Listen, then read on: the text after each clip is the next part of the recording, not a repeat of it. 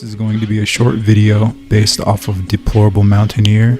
I will include a rig and an export preset in the description. The first step is exporting the Mannequin from Unreal as 2014 FBX. The next step is importing it into Blender. Change the primary bone axis to -X and the secondary axis to Y. Then you can rig the armature with whatever method you prefer. Finally, you can animate it or exporting. Constrain the IK bones to the weapon and the hands.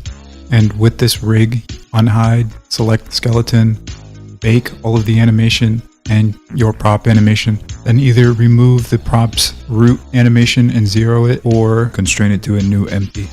Now you can push all of the animation down in the NLA strip editor, chop it up with Y, and rename each clip.